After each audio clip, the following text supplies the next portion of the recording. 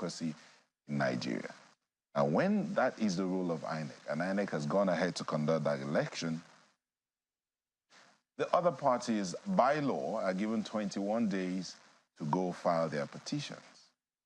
So what happens, or what will happen when about 2 weeks or 3 weeks after you filed your petition, or they filed their petition, news begins to go round that certain elements had gone ahead to, call it steal or retrieve those petitions from the Election Petition Tribunal Secretary.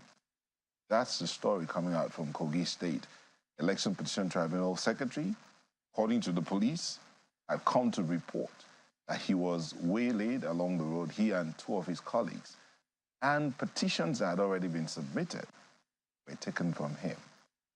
What happens to the 21 days that the unhappy parties have to file their petitions?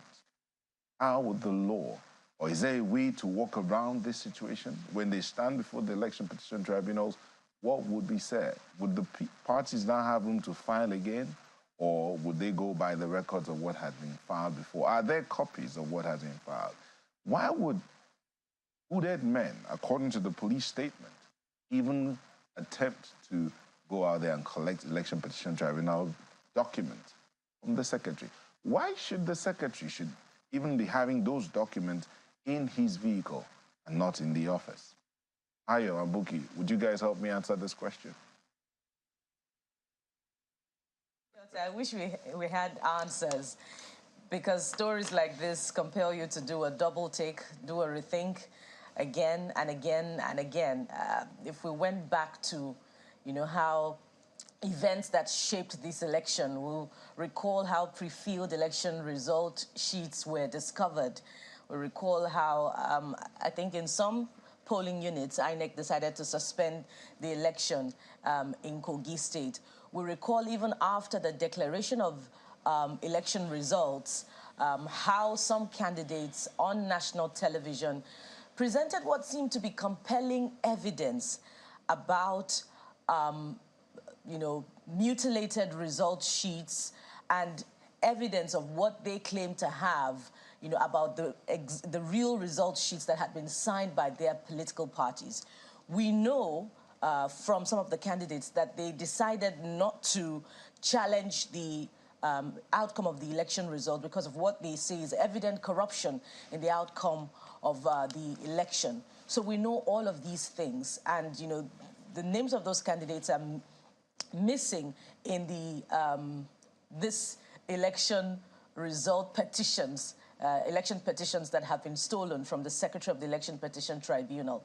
So the question, I'm going to have to repeat your question, Nyota. Why would anyone be willing or go that far, to steal election petitions, particularly if the election results were declared on the 12th of November, and it's been more than 21 working days that, candidates have, to turn in their petitions, in line with the electoral law. The question is why? Who are these people? Are they the ones that won the election? Are they the ones that didn't win the election? Or for some reason, they have an agenda? We can't ask these questions enough. Ayo.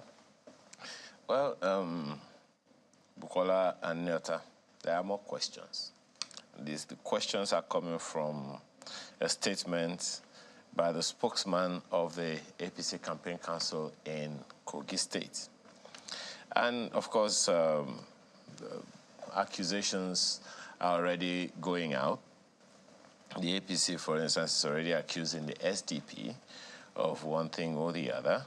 And Mr. Fanwo, in that statement, asked some questions. Why was he not attacked, and that's the SDP candidate, not attacked before the midnight of December 3, 2023, when the 21-day window closed? Why is the SDP the first to know about the purported attack? How did they know that he was working on their so-called petition at the time he was allegedly attacked? Why has the SDP turned themselves to the advocate for the secretary? The only thing that I can say here, Nyota and Chamberlain and Bukola, is let the authorities do whatever it is that they need to do. You began, Nyota, by raising the issues of the function of INEC. One thing that INEC is not is it is not a security agency. And we have been talking quite a bit in recent time about electoral reforms and all. So how far this case will also help us push for the electoral reforms that can insulate our electioneering process and our democracy, I guess time will also tell.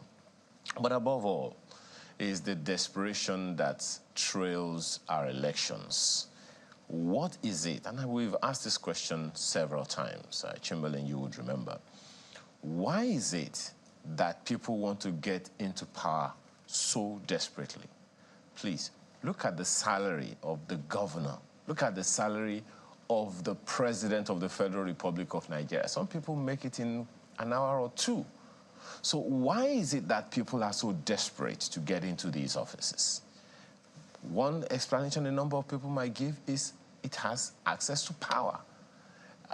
It's the RAMFAC, I think, that has raised the questions, why should the salaries of agencies like the NNPC and NCC be more than that of the president?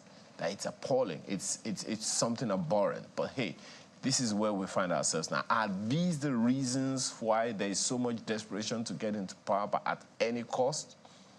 So, the questions and questions and questions. Now, we have heard of ballot snatching. Now we hear of election petition snatching. This is why some people say what Nigerian politicians cannot do does not exist. But hey, this is where we find ourselves right now. When will this end? Questions, questions, questions. Well, Nyota, I don't have the answer. Maybe Chamberlain does. Is it because it's the 7th of December and we started by 7 o'clock that you're waxing this lyrical this morning? That's me. But you know, I mean, just when you thought you've seen it all, and then poof, just another angle just comes at you. Stating the election petition from an INEC official. Look, there's just so many things that you see and you just wonder. They must think so many people are foolish or stupid about some of these things, you know? And by the way, look, what politicians say about all of these things, it depends on how you take it. Sometimes if you rely on that too much, you may just find yourself, you know, with a lot of heartache, as it were. But huge questions to the police in all of this. It was on the 1st of December that news broke about the attack on INEC's resident electoral commissioner in the state. And after all said and done, I think they said they battled government for 30 minutes, you know, and the story went on. So you then ask yourself, look, why would that happen in the first place? How come the police had no intelligence whatsoever that that was going to happen? Okay, after that happened, what did they do? And then today, yesterday, you hear them say the petition filed by the petitioners were stolen. One jeep was going, trailing him. One jeep blocked the man in front and then 2 behind. 7 hooded men all ransacked the car and they didn't kill him. They just stole petition. And then they also said they stole record books. The next thing we will hear now is maybe when they get to the tribunal, they'll say, look, we don't have any more records. They'll say, INEC, bring this, we can't find, some of these things have been stolen. Who knows if we'll hear tomorrow, they'll say, well, the one filed at the tribunal, they've stolen that one too. I'm bewildered. So it, one does never cease, I tell you, with some of these things. But we're not living in the dark ages, but they know they had no intelligence. The resident of the wreck was going to be attacked. And after the attack, they didn't protect any material. They didn't secure anything whatsoever. They went carried on as though it was business as usual. Really? In this time and age? And why would they be even attacking and trying to disrupt materials? It shows somebody's trying to hide something. Clearly, trying to hide something somewhere. And then, look, it just tells you the kind of system that we run and what to expect. So they'll be looking to the police. And many people would like to be surprised by the police in the sense that they do a very good job and not do what they expect and say, well, up until after the petition will start and finish, there'll be no headway, no arrest will be made, no suspect, nothing whatsoever. It goes on business as usual. But what they don't know is that people are watching how all of this is playing out, and they're just thinking to themselves, okay, is this where I'm supposed to comply with the law? Is this what I'm going to get if I comply? If I be a good guy, is this what is going to happen? What is the benefit of me obeying the law and being a good guy? We need to be careful about the kind of messages we send to people. If we allow these people to run roughshod over us or run rings around us and think that we can play foolish or stupid, it's up to the society to decide what we really want to do with this. And by the way, INEC is supposed to go and defend 18 billion naira supplementary budget for the by-elections, even though they say, well, it's not just going to be about the elections. We have personnel costs, you know, they increase some duties, some things for civil service, and so they will also benefit from that increase. So you see how much we're spending for supplementary elections compared to how much we will spend for general elections, and then we have people conducting themselves like this, as though it's just pocket money, easy come, easy go. No, we need to think.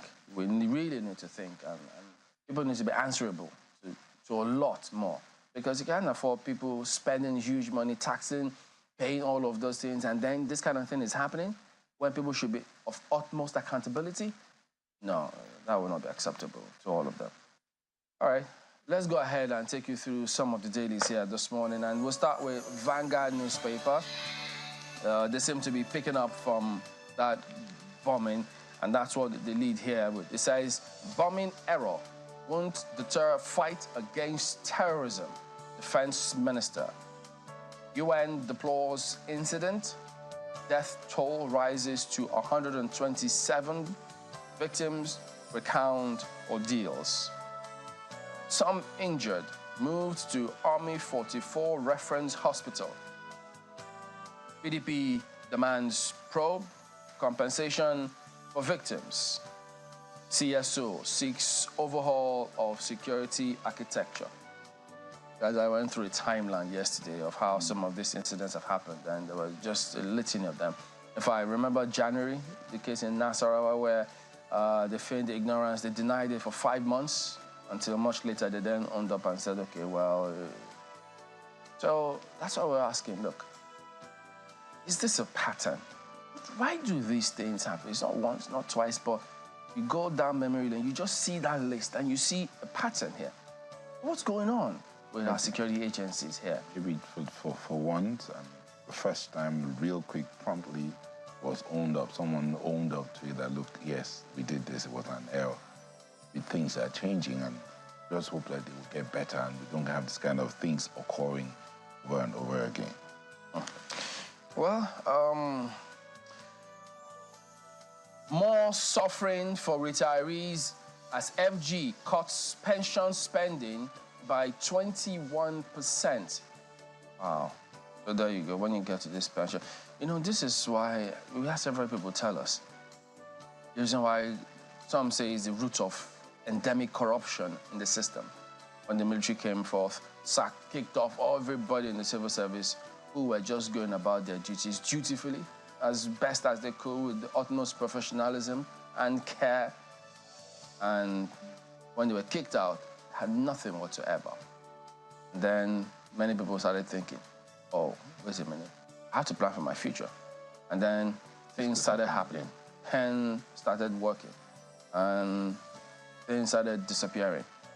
But no matter what history has said, that is not an excuse for corruption. If people steal these things, they should. If they do the crime, you know what they say, you have to do the time. Mm-hmm. So that's, oh, look at this. Stop tax waivers, concessions already granted to corporate entities. Senate tells FG. Really? Because FG was supposed to start disbursement of, I think at a point was 125 billion or thereabout to, I think they said it was corporates, manufacturers, and things like that. You know, but now, you see Senate towing this line. I think we should read this story and find out, because when they spoke about palliatives to individuals coming up with CNG buses, we don't know what impact that will have. And the ones for private sector, NECA, have also been in the front line. MAN also have spoken to them saying, look, before you do this, tell us, what do you want to address? So if Senate is towing this stance, I think we should read it for corporate bodies. So let's see what Daily Trust has here while we're looking to read that story about the tax matters. But you know, the government's talking about how to raise revenue. So So if the government sits back and says, look, we're going to grant waivers to these people, tax waivers, there must be a target somewhere. Then they should just sit back a bit. And indeed, we need to look at the story. Whose side are they on? Exactly. From what angle are they coming from? The companies have to run. I mean, it's in the news that one of those major industrial, manufacturers is already packing up already in Nigeria. Again, another one after some others had already done that. But let's move on to Daily Trust. And this is what they lead with. Zero allocation for Mambila Power Project in 2024 budget. I thought the last administration was talking about how this Mambila power project will be completed with this year as quickly as possible. But now, Daily Trust talking about no allocation in the 2024 budget. Ministry gets 400 million naira for conferences. Which ministry? All ministries? That should be ministry. I think that should be Ministry of Power. 400 million naira. 400 million naira for conferences. They're hosting the conference on the yacht. Even if it's being hosted on the yacht, how many conferences? What are the conferences about? That's all. Senators vow to query minister. Its plot to emasculate our region, Northern Elders Forum, says federal government not ready to address energy crisis. You know, this energy thing has been back and forth here and there. Who's going to bail the cat is a question that is begging for answers. But above, just below the nameplate, prisoners from foreign lands working at construction sites in Nigeria. Senate panel. Which foreign land is that? Prisoners from foreign lands working at construction sites in Nigeria. That is Senate talking again. Remember when Chamberlain looked at the Vanguard? They talked about tax waivers. Now it's prisoners working in Nigeria's construction sites. Go to page 4. You should read on that and find out exactly. Page 4 of Daily Trust. Besides that, PDP, NNPP, 5 others form coalition. Ooh. Issues in Kanu, Plateau, point out to a one-party state. Page 6 to give you more details. And just come right down back here. Kaduna Village Massacre, protesters besiege National Assembly, Zaria. And this one there should put some smiles on some faces. NJC recommends appointment of 11 Supreme Court justices, 32 others. And that's it from Daily Trust. And the Nigerian Tribune is what I'm looking at for you next this morning. And, of course, it follows up on the Kaduna drone aero bombing. And this is how it's rendered. Kaduna drone strike. Protesters storm NAS. PDP wants independent probe. Yes, that's resounding in the last 3 days. There are just 2 riders. Review rules of engagement. United Nations tells military. Indeed, it's getting the attention of the international community. And that's instructive. Many still missing as death toll rises to 117. Well, there are more details on the inside pages. Page 16, to be precise, is where you find details. And there's this one right under the big story. Takes us back to where we started our conversation this morning. Court of Appeal relocates Kogi Governorship Election Petitions Tribunal to Abuja. Well, there's more to tell from there. Alleged attack on tribunal secretary. Police warn against inflammatory statements. Now, when they relocate to Abuja, what will they work with? As Chamberlain asked earlier on, do they have additional copies of, well, extra copies of the petition documents that have been stolen? Or do they have them stored in the cloud? In the cloud. You know, I find that story. One other thing that I wanted to mention earlier that I forgot to mention was Kogi wasn't a flashpoint like the river states, you know, and maybe Lagos hitherto.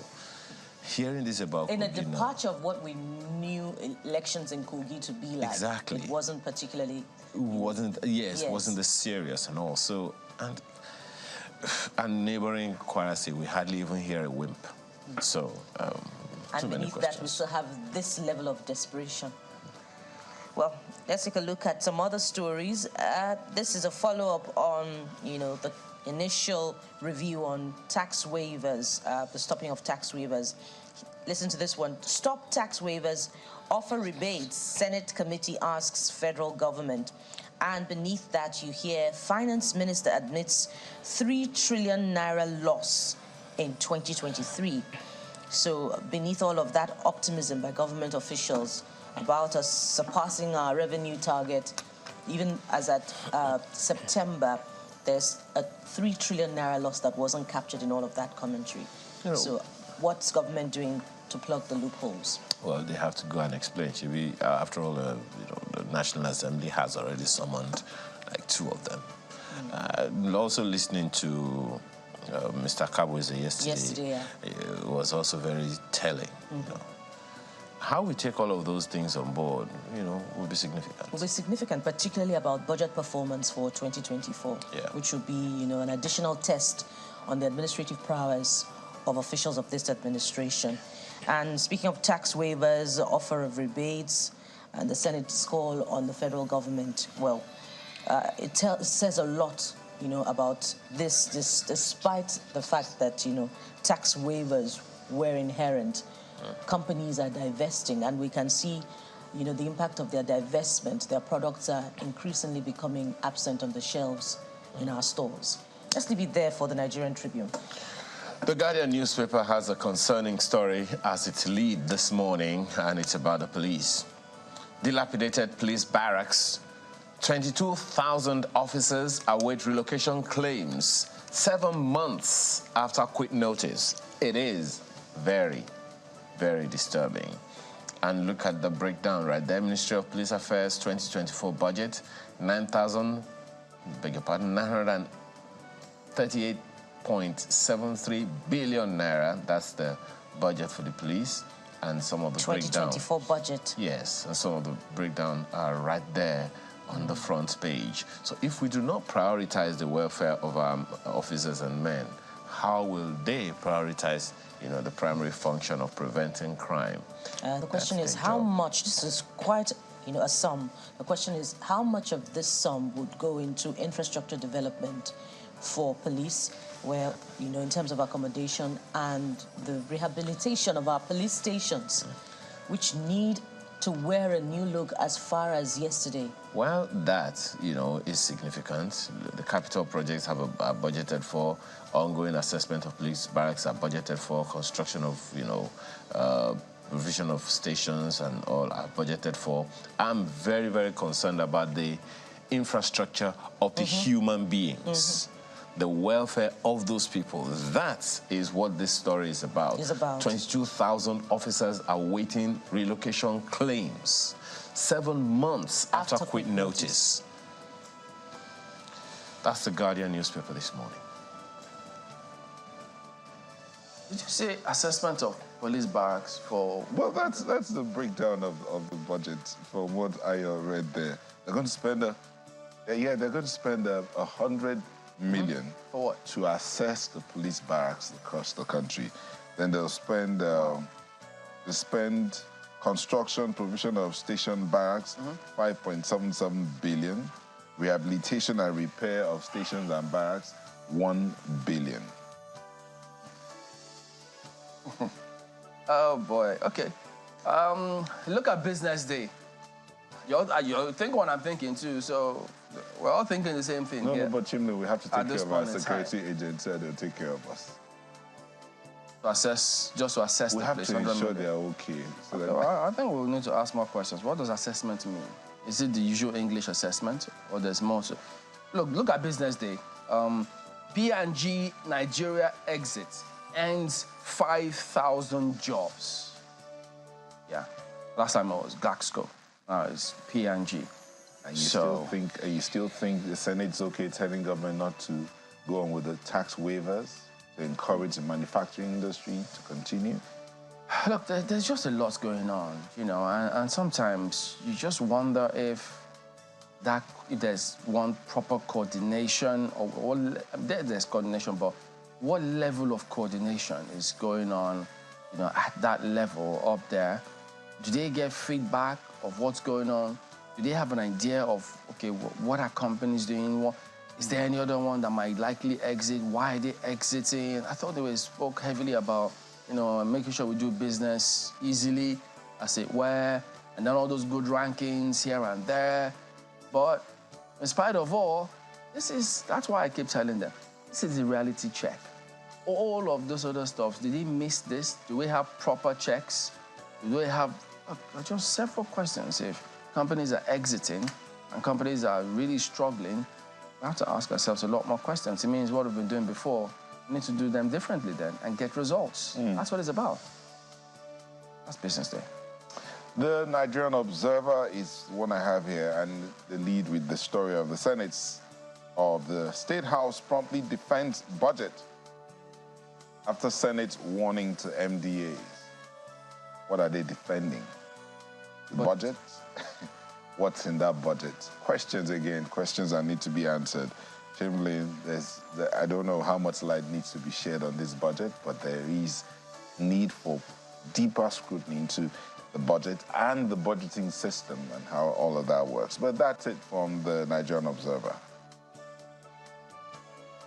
This morning, which takes a departure from the other subject matters that leadership newspaper, the other subject matters that the other papers have taken up. And, this time it focuses on the judiciary for its big story. Listen to this. Supreme Court Justices Samani, Sankey, and 8 others pass screening. There's just one rider, Justice Nwosu Iheme, picked from reserve list. NJC appoints 1 Court of Appeal justice, 6 heads of court, 26 others. So you have quite a number of, names and faces taking up, what do they call it now, upstairs in Abuja. So, but more importantly... And we say that's the penthouse of Nigeria's judiciary. Yeah, the penthouse of Nigeria's judiciary. But more importantly, these justices have been tasked with changing the narrative about the judiciary, and changing that crisis of confidence, about particularly the Supreme Court to, the arm of our judiciary that would be taken to an enviable height against the backdrop of elections. I think that's where the heart of the matter is. For me, one of the things that I'm actually glad about is that finally we can say that the Supreme Court has the full complement of 21 justices. I mean, once they are sworn in, they'll be there. But should we ever find ourselves in a situation where we are waiting for 11 justices of the Supreme Court to be sworn in, looking for 11 at a time? That is telling, because there is what they call institutional memory. I mean, if 1, 2 retires, we still have quite a number, But the situation where 11, we're looking to recruit 11 new Supreme Court justices. That's more than half the number. And it speaks to how members of the bench view that office, Yeah. If there's a, skepticism, it's not even about that. A lot to consider before you take up the challenge. No, that's the not challenge it. of the office. I don't think that is it. I think it is the fact that we didn't even give that priority. The Chief Justice of Nigeria, for instance, was saying that's one legacy he wants to ensure that he leaves.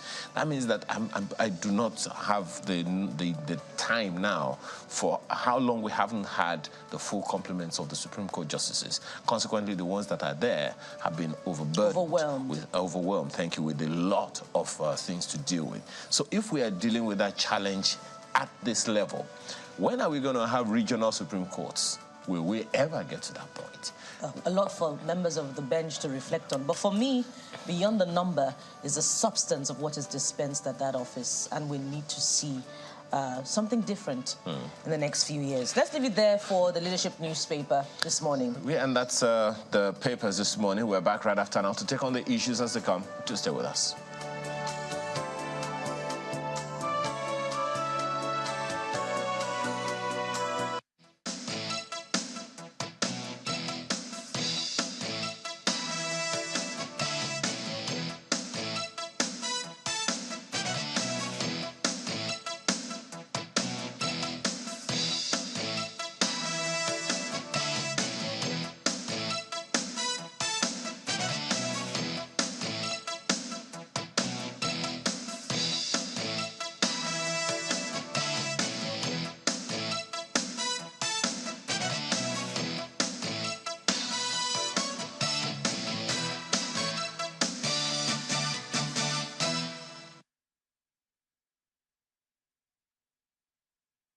our revenue performance as of September is already running ahead of the budget. It's 8.65 trillion as against a pro rata budget of 8.28 trillion.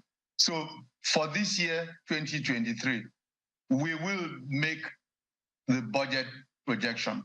But the way to look at it, okay, remember the budget, the revenue projection was for a full year, January to December. And it was on the assumption that by June, the petrol subsidy will be stopped. When you look at the run rate now of the budget performance, in the revenue performance in the last 2 months, in the months of August and September, you will see a run rate of over 1.5 trillion naira. If we sustain this rate, the current run rate of over 1.5 trillion naira, next year's budgeted revenue is 8.3 trillion naira. So at this, the current run rate, if we keep this run rate into 2024, we will make the 18.3 trillion naira. So I don't know, what kind of analysis people are doing, but I expect that there be more rigor in the analysis.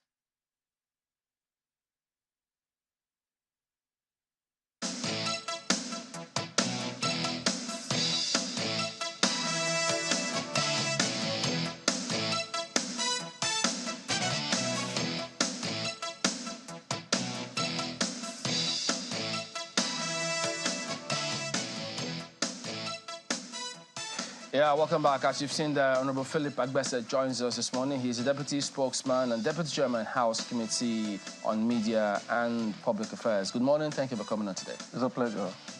Okay, so several figures making the rounds about the budgets, especially the ones from the Budget Office, as they did publish, and some of the items several people are looking at or talking about. For instance, the President and the Vice President to spend 5.128 billion. But before it comes to that, give us an understanding of how the House, where you are, is approaching this budget scrutiny.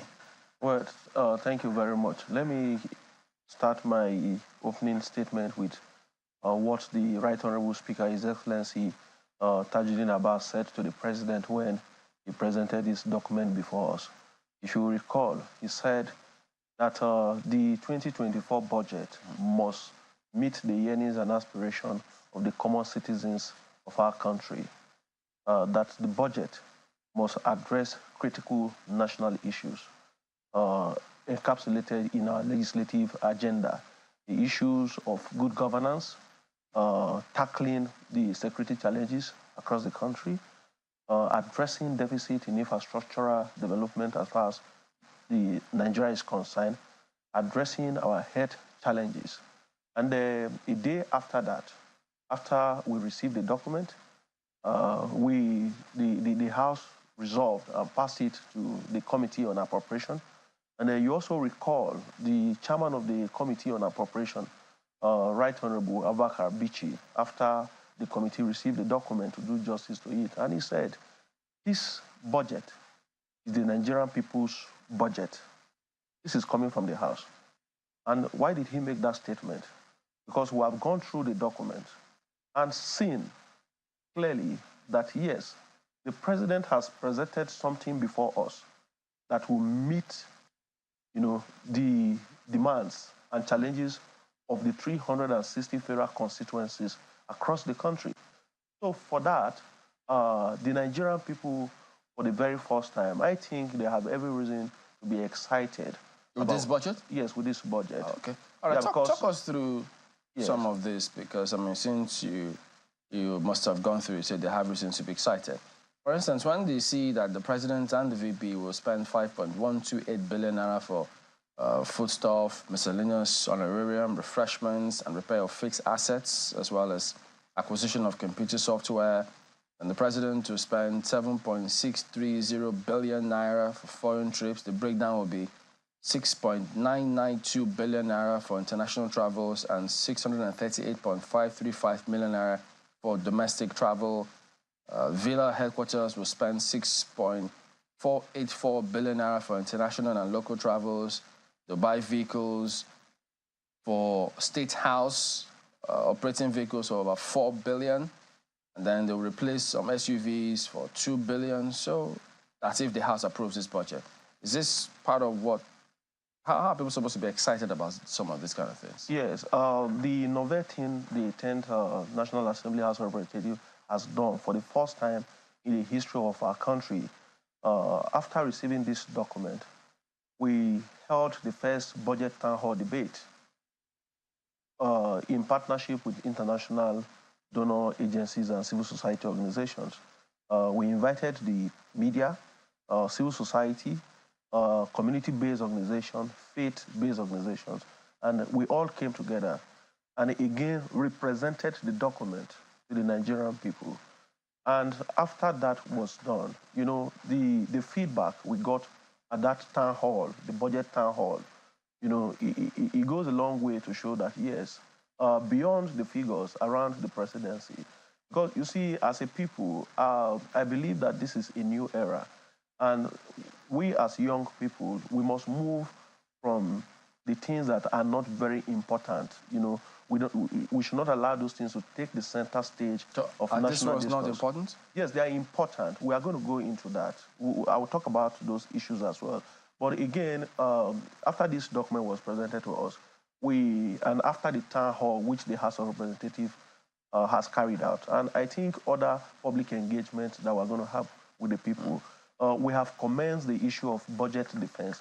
Recall that last week, the House of Representatives took the budget through first and second reading. Yeah. And now we are now dealing with, you know, the agencies, the MDAs, you know, who are now coming to explain these figures to us.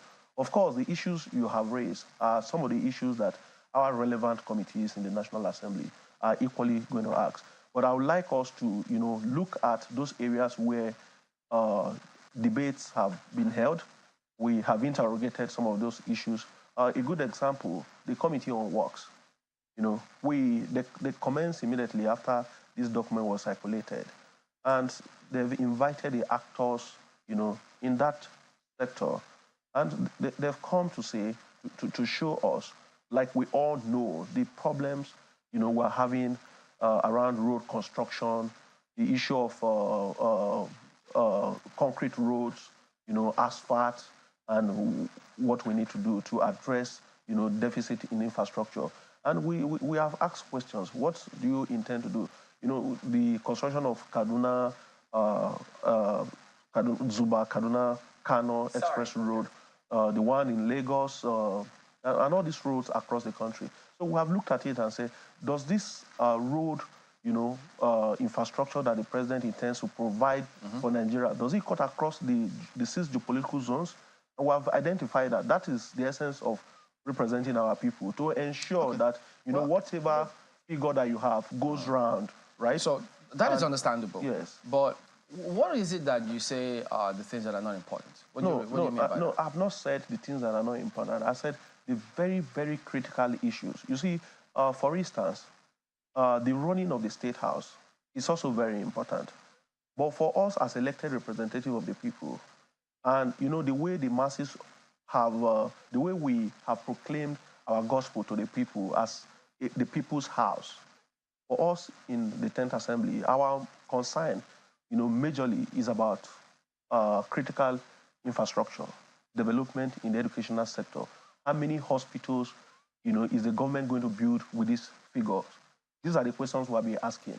What are we doing? And that's why I said, since we commenced the sectoral debate, you know, with the MDAs on the budget, we are, you know, taking it one step after the other. Okay. Remember that we promised, you know, meticulous scrutiny of this document. Yeah, but you know that it will be no taxpayer, no citizen wants to see a government that will tell you to, look, austerity measures, this pain is temporary, adjust yourself, the subsidy is gone, people are feeling the pinch, and then you go through some document to see 10.1 billion allocated for an office or an agency No, an office of one of the offices in the villa, for instance, to buy computer software. You see, those kind of things, they'll raise questions. No. You see, and that is exactly why they have elected us into the parliament. You know, one, like we promised earlier, to scrutinize this document meticulously. Remember that even some days back, why did I come here with this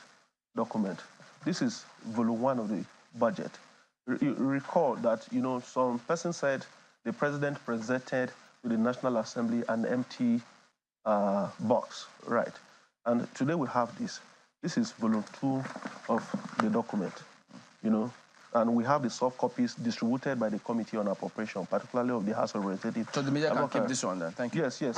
This is a gift for you, so you can have it. And this is volume 3, you know, of this same budget document. So you see, as elected representative of the people, we are not out, you know, to promote or support any government personality who wants to indulge in wasteful spending of the people's resources, particularly at a time that we are talking about, you know, hardship across the country.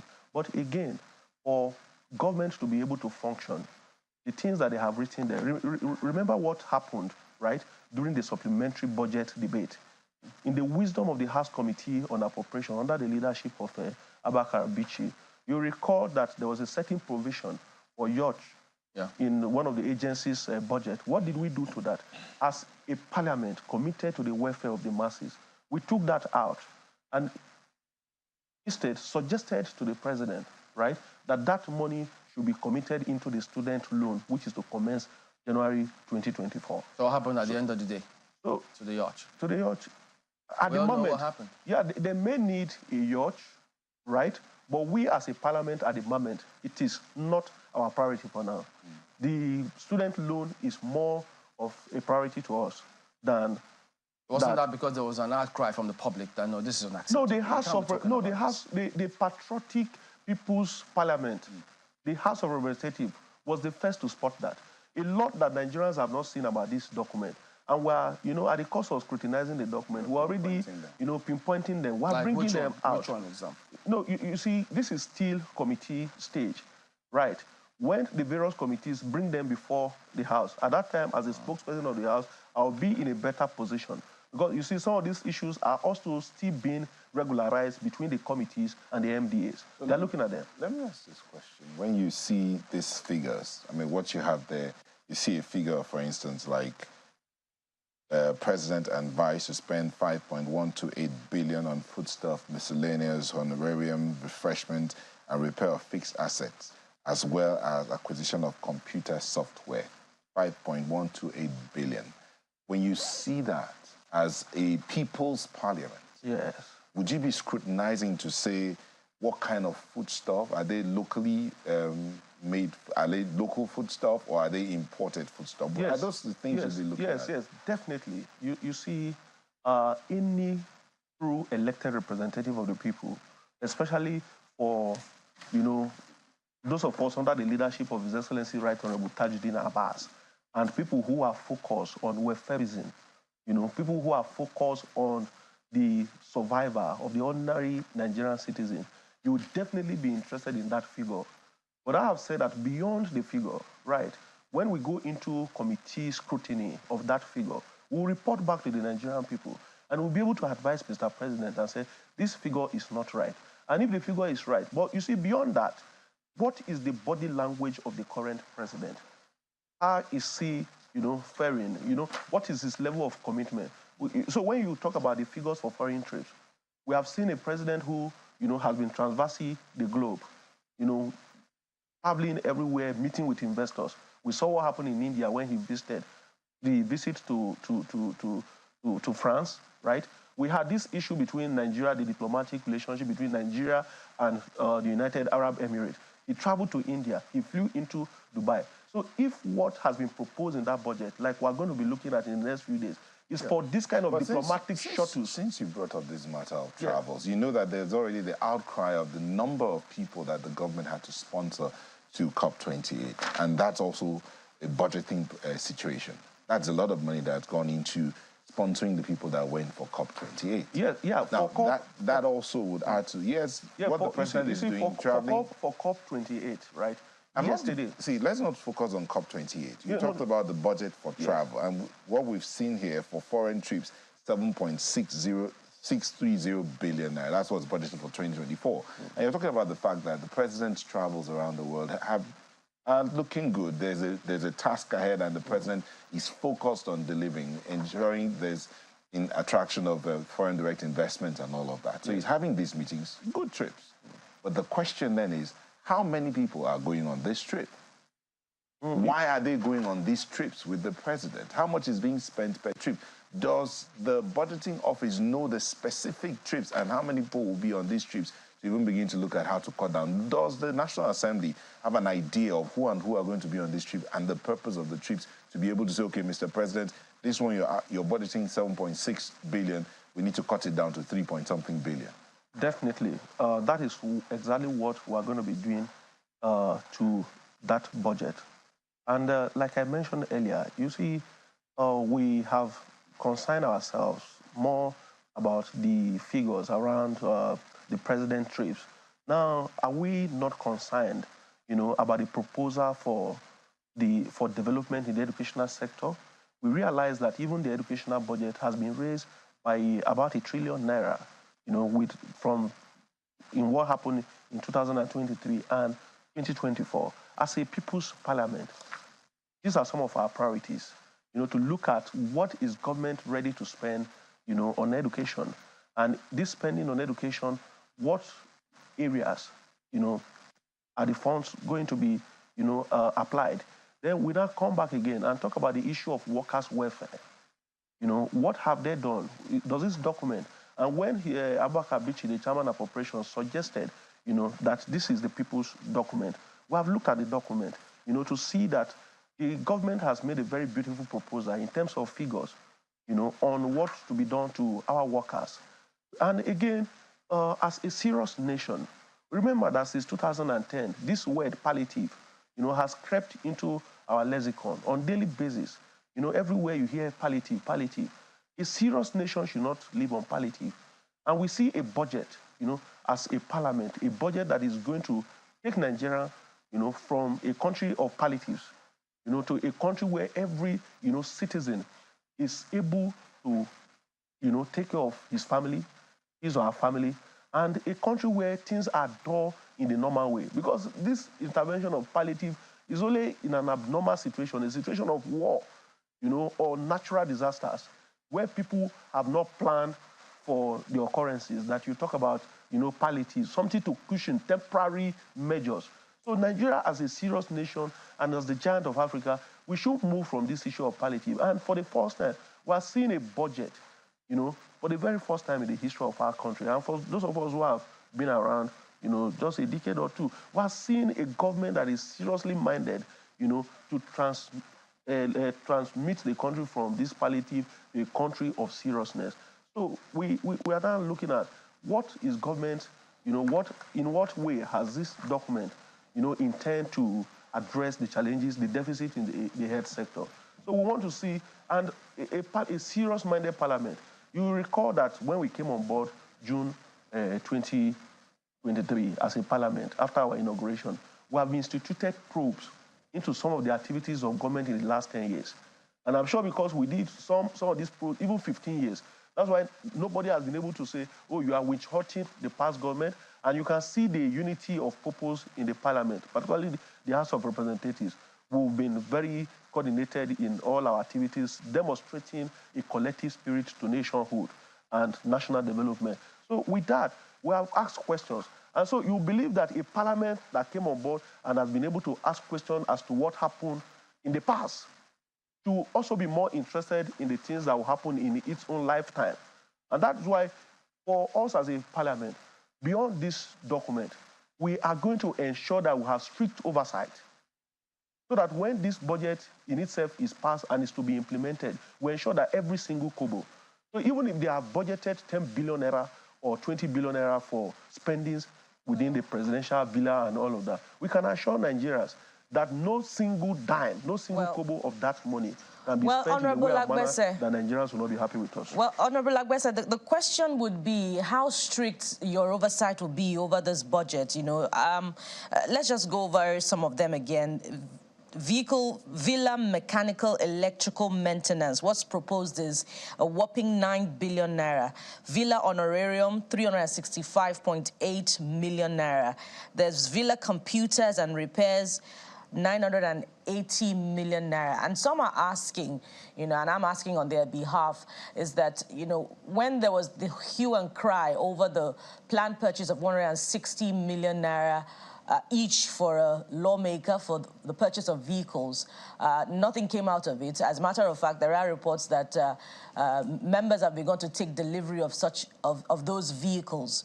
So the question is, will this not go down as a reward for the delivery of vehicles for National Assembly members?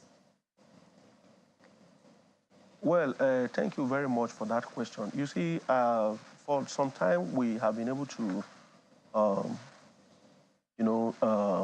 we have gone over the debate on the issue of the vehicle, even though the media has not been able to address the figure around the cost of the vehicle.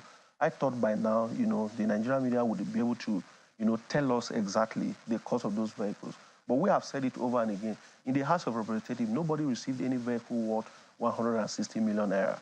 But back to the very important question that she has asked, how strict are we going to be in terms of oversighting to ensure that every single kobo in this document counts? And what have we done in that line? In the wisdom of His Excellency, the Right Honorable Speaker, Tajuddin Abbas, we have set up 139 standing committees in the House of Representatives. Why did we do that? To ensure effective oversight, you know, of agencies, ministries, and parastatals of government that will be saddled with the responsibility of implementing the budget for 2024 and beyond. And in doing that, we have gone further again. You know, like the issue of vehicle, we need these work tools, vehicles, and other essential items to support our activities beyond sitting down in a parliament. If you look at it, Nigerians have cause to agree, you know, most recently, because we've seen debates, that this parliament is truly committed to the welfare of the Nigerian people. And we have done that. In the last 5 or 6 months, with all the scrutinies that we have carried out, you know, MDAs, you recall, we have helped the government to recover money from corporate organizations, you know, back to the Industrial Training Fund. We have addressed issues around the tertiary education fund, you know, where even some of the funds belonging to TED Fund is being held by the Central Bank of Nigeria. They say they took a loan from TED Fund. And we say, no, this money belongs to our children, the future of the next generation. And we have been able to impress it on the government to return the money back to TED Fund so that they can spend the money to build schools, develop our higher institutions for the benefit of our citizens. So as a parliament that is truly devoted and committed to the masses' well-being, I want to assure Nigerians that every single item in the budget, by the special grace of God, we are going to account for it. But Honorable Agbese, despite your assurances, you know, these figures have a way of finding their way back into the budget in every budget cycle. I recall under the last administration, hundreds of millions of naira was budgeted for kitchen utensils. So it seems as if these keeps coming back. Would the House, the National Assembly as a whole, be recommending to the RMAFC, you know, to set a template for the budgeting of this miscellaneous for the villa, you know, such that we don't have this whopping figures allotted to this insignificance in the future? Because it took a long time before Labour and the federal government agreed on additional wage award to Labour, which is well under, you know, what should be in line with the current realities of the increase in the price of pump of fuel. Thank you very much. You are very, very correct, and I want to agree with you. You know, the difference between this current parliament, we and other parliaments in the past, we are building on areas where, you know, the immediate past assembly, you know, made tremendous gains. And again, we are equally looking at how things can be done differently from how they were done in the past. So in doing that, we are also going to set a template, for some of these things. That is one of our major functions as a parliament, lawmaking.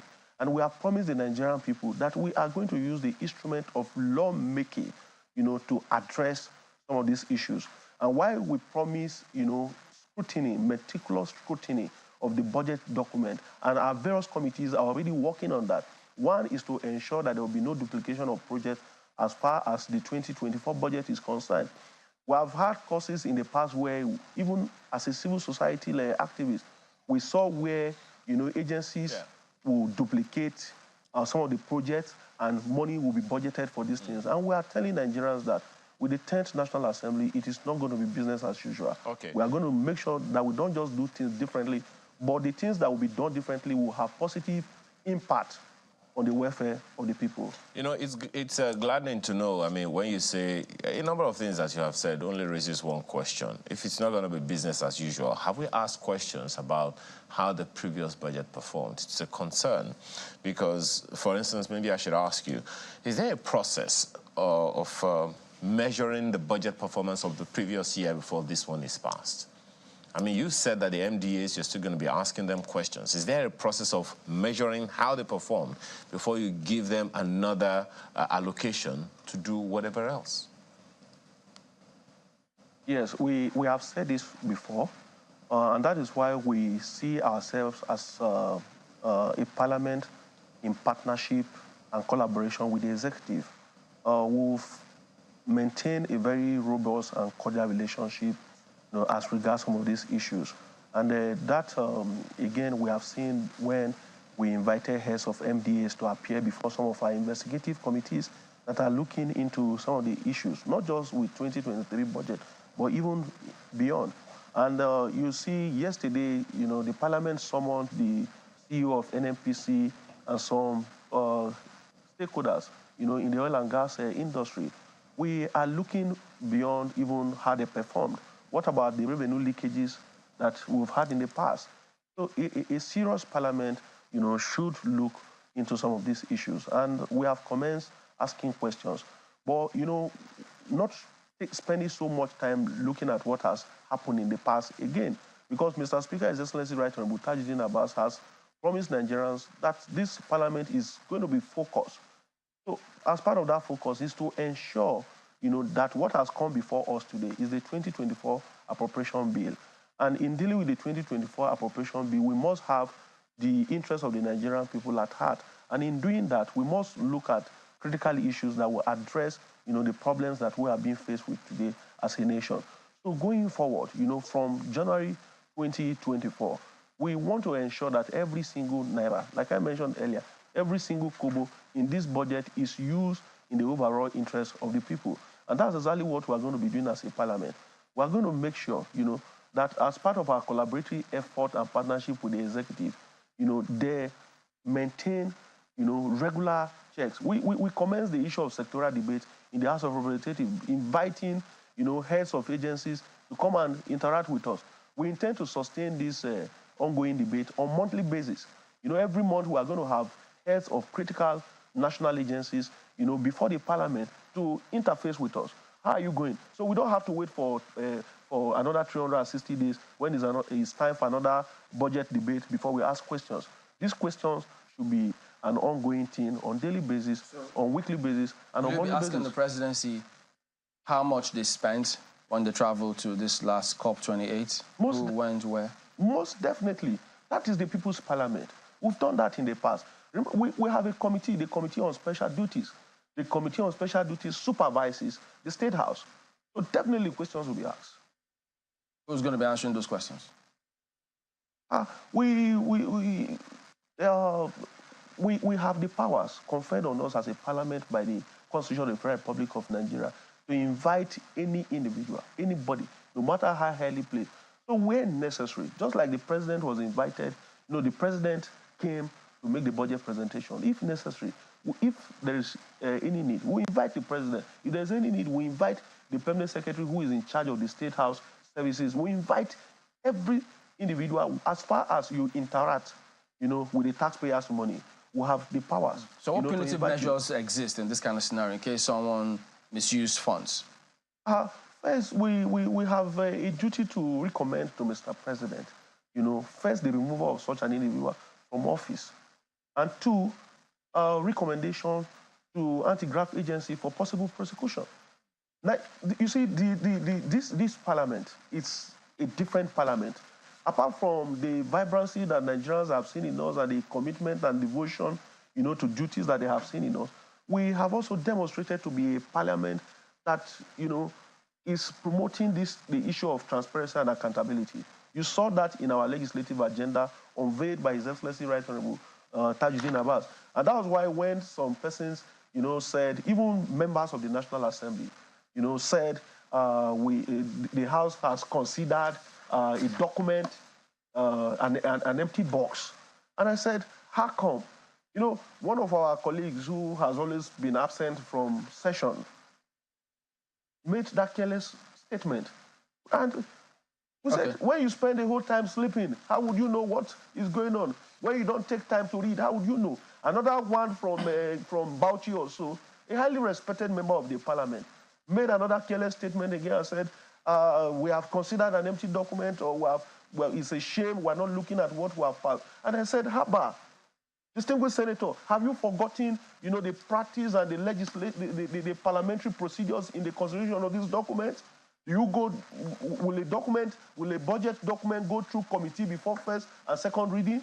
That we have done. And again, see, Nigerians must also know that some of the persons, I'm not saying that there's any dishonorable member of the parliament, but you see, certain individuals, because of their background and because of their antecedents, people who are in the same committee have every reason to be scared of showing them some of these documents.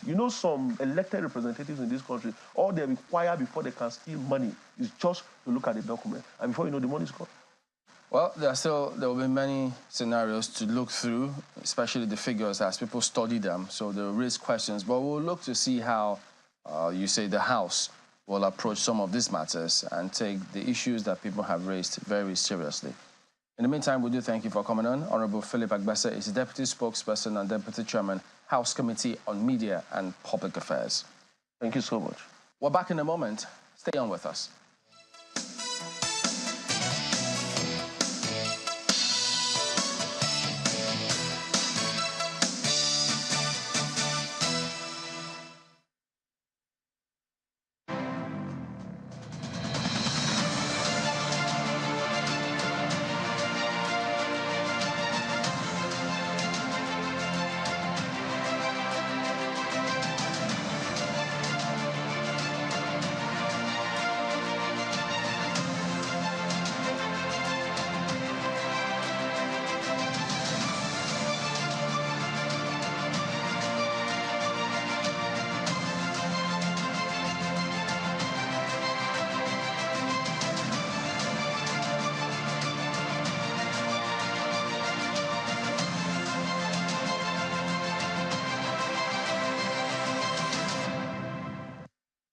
I saw the figures. The figure for ministry, I just laughed. With the number they have given to us, they even come with one quarter of that. Look, I know what people that mentioned are not to be here. So many people that mentioned are not here. So I think that, when you see the story coming out, the first you are going to assess the story is on the basis of what is the truth behind the story. Because I can tell you that I have seen more than 50 names that they put in that story that did not even come here. Those are the things that don't even get. So this is another investor. All right, this one must be that. This one must be that. So we can have there's a figure of the government which I think we can get from the DG. You get the point. Where the focal person, the DG climate, but the figure is far, what they're talking about. The figure is far what they're talking about. For the number of Nigerians that are here are mainly from the private sector, and I think we should encourage them to come. But the issue is that you are allowed to engage in negotiation, whether you are giving or you are taking. That's the fight.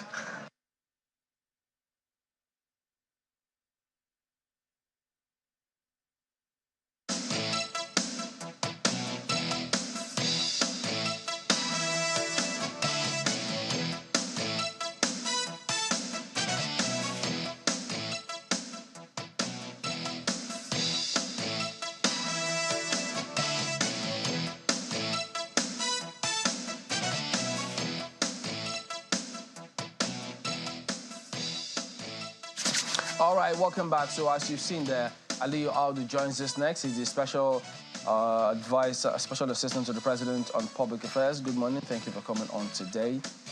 Well, of course, you heard about the impressions lots of people have about Nigeria's outing in COP28, ranging from the delegation to the figures to the essence and it all. So, first, do you actually appreciate why they're raising some of these issues, and are they valid to you? Oh, yes.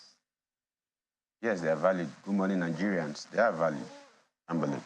And, I mean, it's the responsibility of government to enlighten Nigerians. And, I mean, there's been a lot of response to that. And, I mean, I'm only here to just add to what my other colleagues have talked about. I mean, it's okay for Nigerians to ask questions as to, you know, the large number and why this large number. I mean, the only problem I would have with that is when, you know, it's asking for not the right reasons. You know, I mean, most of the people who are championing that direction of argument have not actually looked at, you know, the entire project. You know, take a look at the COP28 itself by attendance. You know, is by far the highest. This is 1995, yeah. Almost twice that of Egypt. As COP22, COP27 in Egypt. If you add the virtual membership and the 97,000, you have over 100. What they had in Egypt was 51,000. Now you have over 100,000. In Glasgow was 37,000, which was the highest as at that time, since it peaked in Paris in COP21 in Paris. Yeah. So it is not just Nigeria that has an increased representation. You know, the entire convention itself has that. So, but much as other countries will do what they do. Yes. But, you know, we will focus on ours here. Those countries, they don't have the same inflationary scenarios that we do have. They don't have the same economic challenges that we do have here, where the government has told us to, look, let's tighten our belts. Subsidy just been removed. People are grappling with trying to strategize. Before you budget for one thing, you go back, the items have just doubled or tripled in some cases because there isn't really any regulation to ensure things are standardized and regulated properly. So our scenario, we'll look to ourselves and see what do we do, not compare ourselves with those other countries because some things may not go right. But in terms of that huge delegation, first, how government handled all of this. Did they not know the amount of people that were going to go for this trip in the first instance? Why did they have to allow those kind of things spiral out of control? Because people expected to say, okay, look, these are the people who are going on this trip for this with the president. Their names will be published so people know to stave off any sort of speculation. Are they thinking about doing things better next time out? Oh, definitely. In terms of providing more information in a proactive manner, that will be done. But I mean, I can't sit here and tell you that details of those who are going to travel for security reasons, of course. I don't think that's by any chance a good idea. Yeah, but they publish the people who went from each ministry. But now, let's get it straight as to. I agree we can't compare ourselves with other countries, you know, but we don't live in isolation. You know, if we're looking clearly, there's a negotiation of global power going on. Every global event is an opportunity to market your brand, the Nigerian brand. And this is why we have who we have as the president of the country. He's the chief marketing officer of this country. You know, I mean, I can easily tell you that I would rather pay more to get more than pay little to get nothing. Yeah, but now, no, Trabali, let me explain something. In Egypt, nobody is talking about the abysmal representation of Nigeria. Our president wasn't even there. Berlin is the first COP convention in 1995.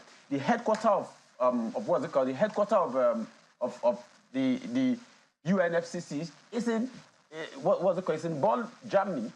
But we had an energy deal with Germany. It means that there is an agenda that the global powers are pushing. we can't fight it. We can't run away from it. But what we can do is take advantage of every opportunity to present, to benefit.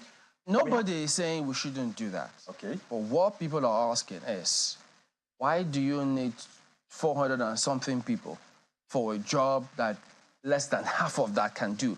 The countries you're comparing us with, how many of them have epileptic power supply like we do? Why do we need such a huge delegation when we can't even address the basic electricity problems we're facing here? Now, we have other countries. If you compare, get the figures. Let's start with the 420 that is being paid for by the government, and check the other countries that are being paid for officially by their own countries. Then if you look at the figures, you find out that... How much did we pay for the 420? Only 12 countries. Yeah, how much did we pay for the 420 you spoke about? You said we should look at the figures. No. I don't have the figures. No, I'm talking about figures in terms of number of representation. I mean, we're looking at cost per delegate, isn't it? So if you look at the number, only 12 countries whose GDP are greater than Nigeria, or about Nigeria's size, it's actually, has lesser representation than Nigeria of the 197 countries out there. Now, the point is, what are the gains so far? The president has just signed with Germany, with Siemens, to fast-track the presidential power initiative as a gain from it. It is clear that in his promise while he was campaigning for this office, he said he wanted to compete with the Eastern region. He wanted to compete with Russia specifically for gas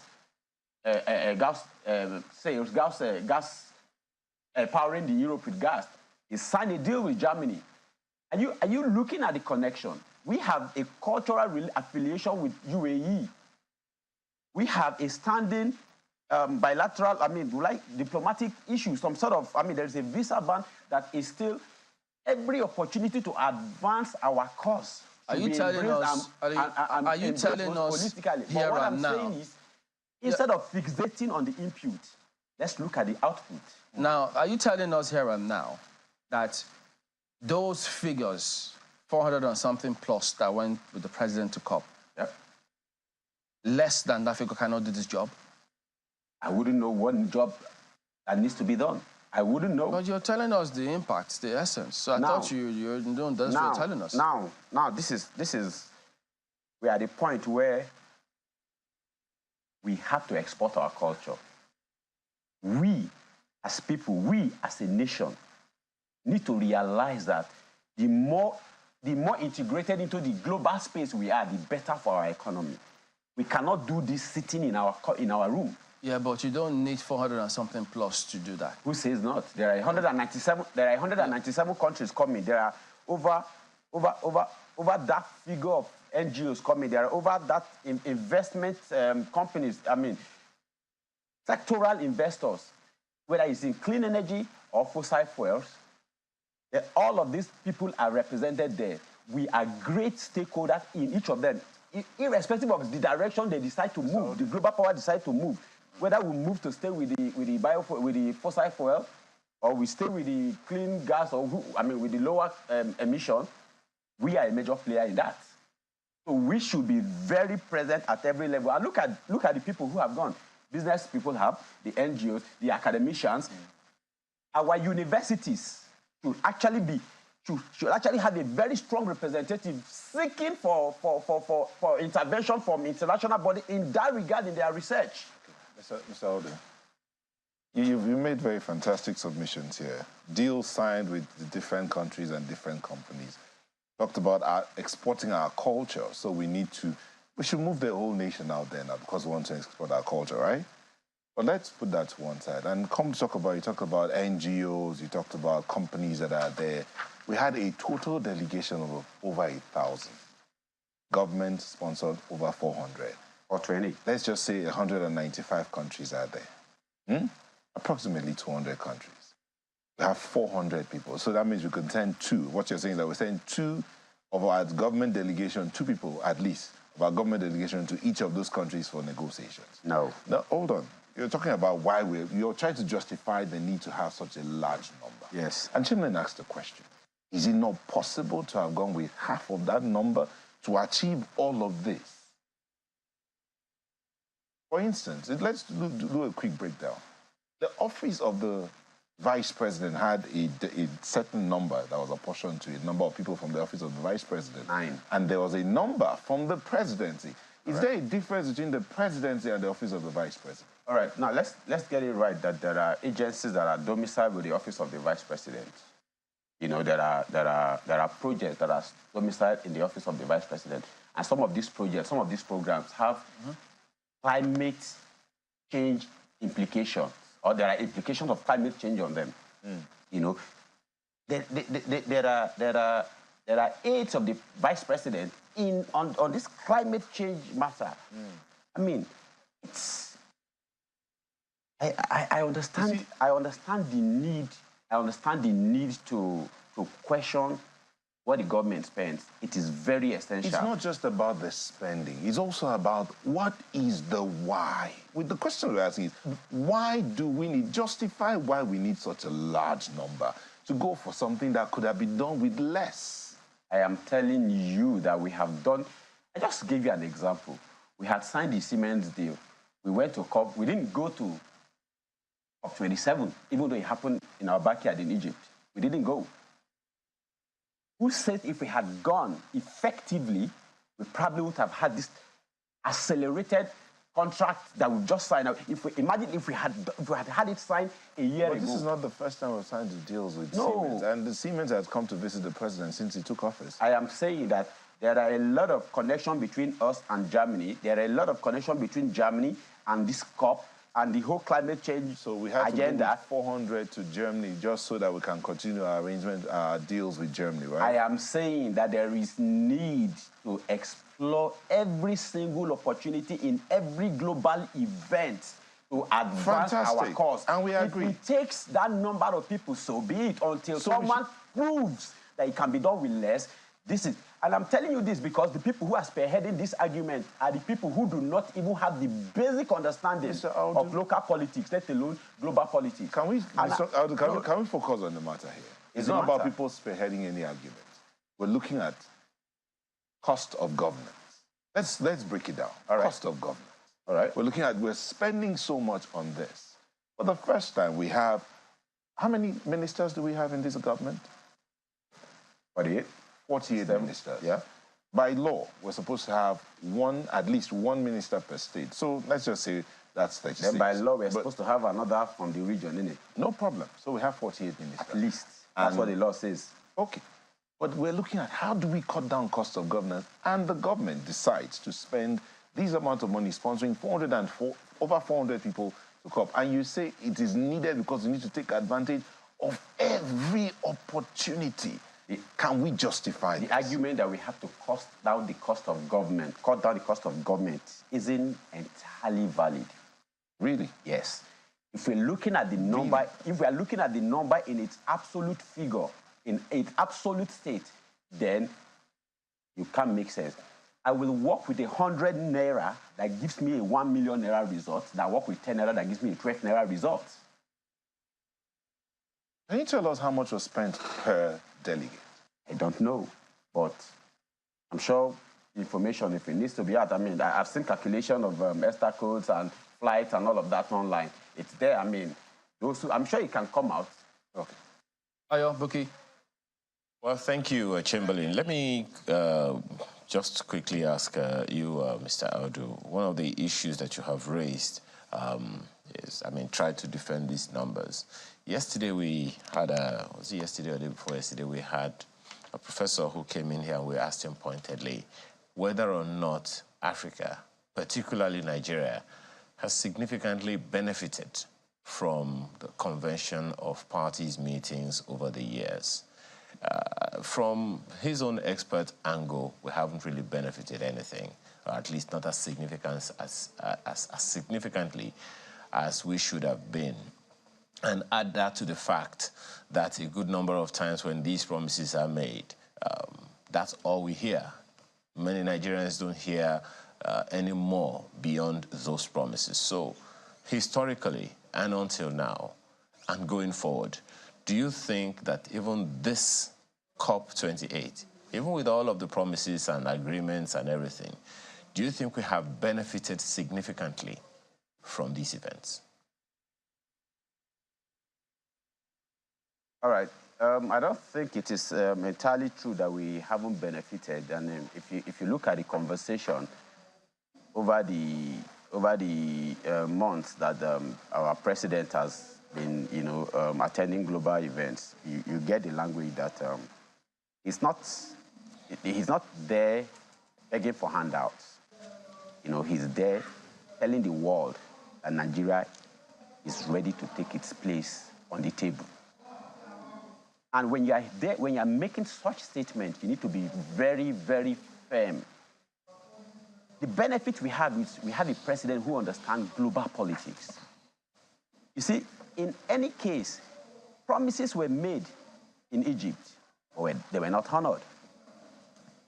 In the last few global events, and the language of Mr. President and some other African countries, when you look at the beginning of this conference, there were commitments towards honoring the promises that were made in a year ago. I mean, if you look at the figure in terms of those commitments, they were poor, but it is growth nonetheless. You see, we are all against the neocolonialism. And Mr. Audu, you have kind of answered the question. If you can hear me, Mr. Audu, you have kind of hinted at the response to the question that the promises made in Egypt have not been honored. What's the assurance, despite the vocal, or what we'll say in the streets, audio assurances and audio promises that have been made? What's the definitive assurance that these promises will be kept at this time? And if they're not kept, what's Nigeria going to do?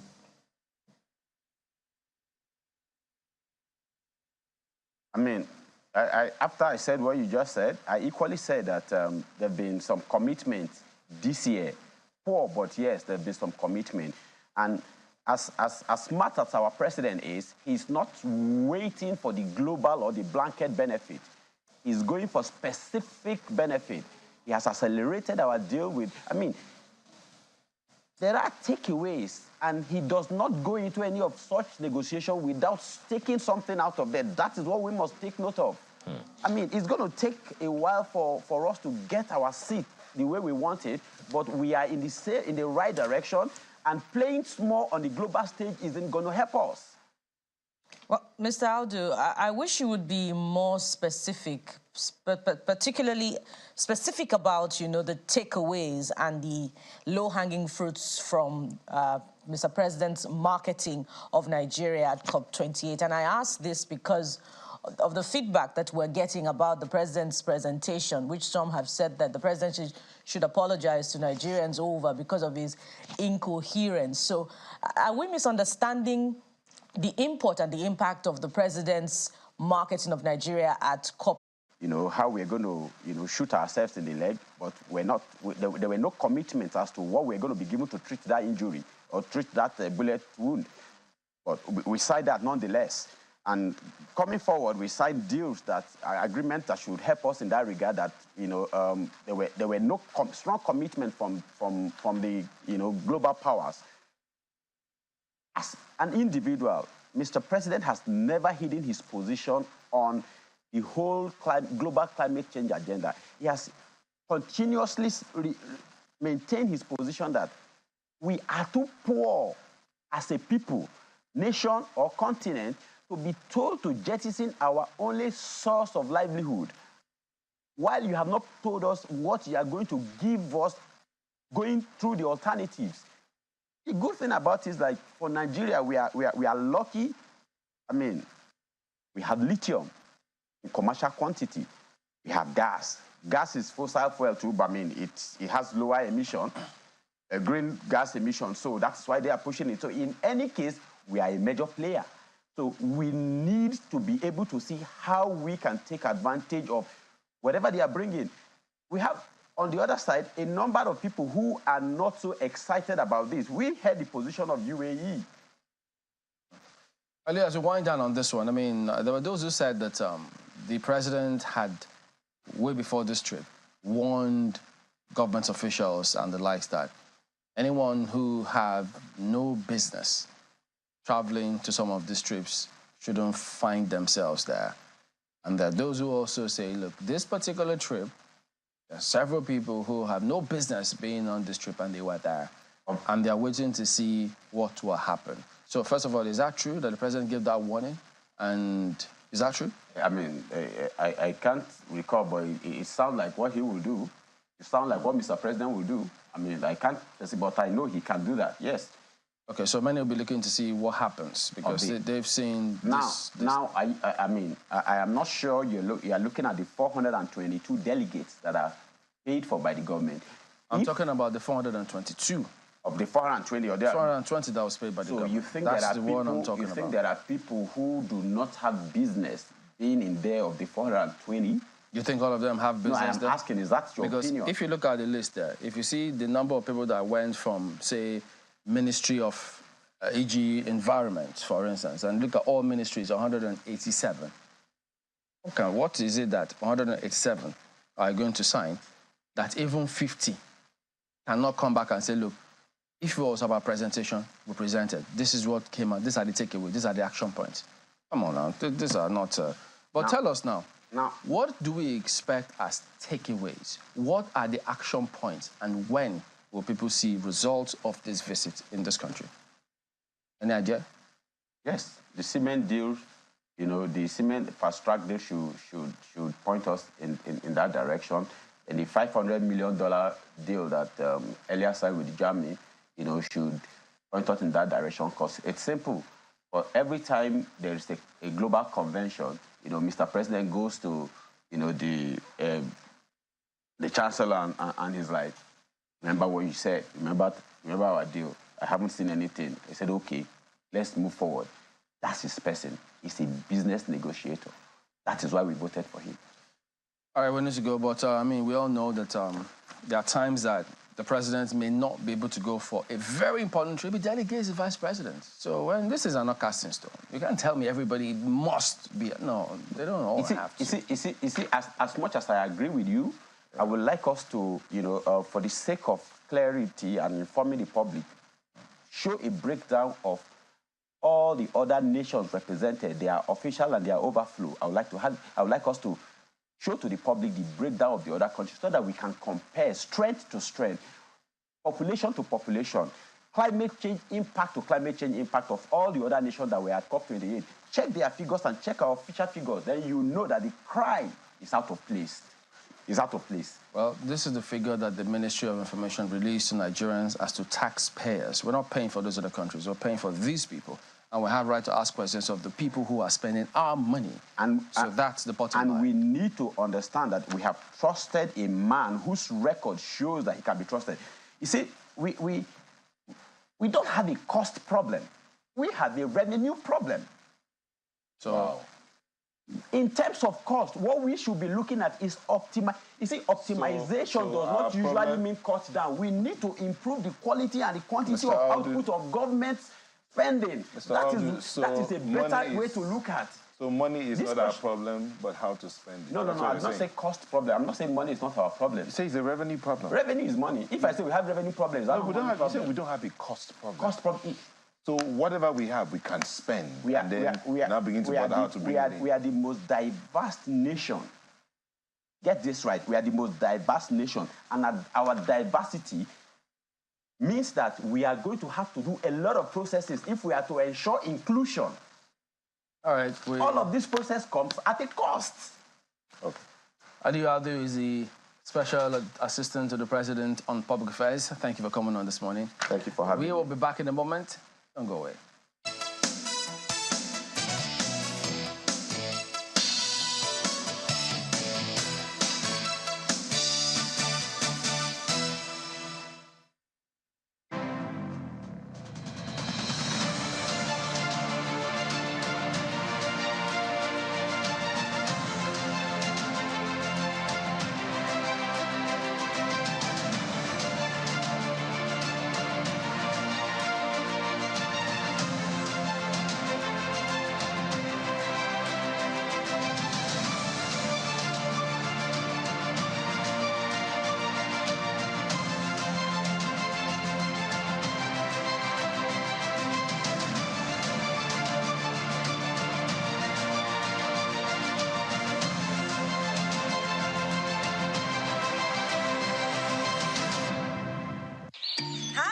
me tell you about Safari Valley Eco Resort, the first of its kind in West Africa. Upon your arrival, you are introduced to your butler, who plans your itinerary. We were surrounded by wildlife from the moment we entered the eco park. So many activities, all in the same premises. Visit the gym or the stables, they have it all. At my break, I'm able to practice my putting. We also went fishing on a man-made canal. Our tour guides taught us so much about the wildlife and how to interact with them. They used only electric vehicles here. This creates a serene environment. I'm told it's over 1,000 acres. My cabin here sits on 2 acres with a large terrace space overlooking my private swimming pool. Now this is royalty. They have their own farms, thousands of fruit trees. I can also have my lunch here at the waterfall. Quite a beautiful place you have here. Visit Safari Valley Eco Resort in Ghana, bringing you closer to nature.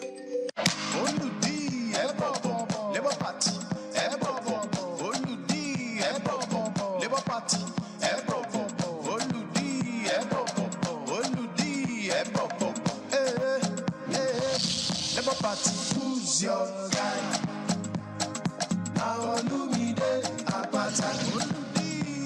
See us we dey like beans and rice.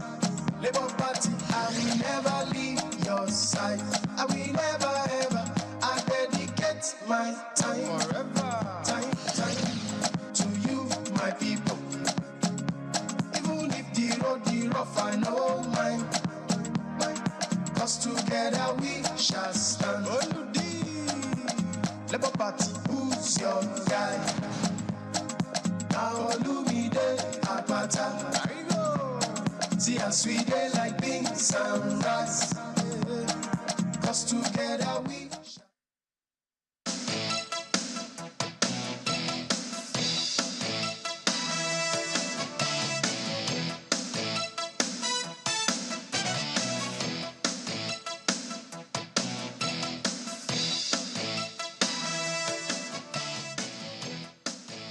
All right, welcome back. Yes, indeed, Laulu Akode joins us next. Good morning, and thank you for coming on today.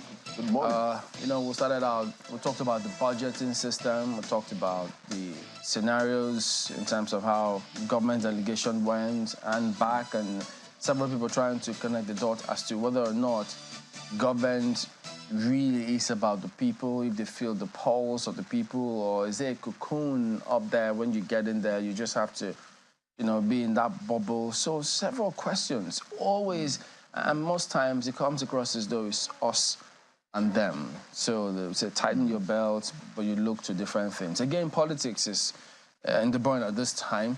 Right. So we'll connect that to what's going on in Ondo State. Right. We've seen a lot of back and forth there, and many ordinarily would think, look, it should be straightforward.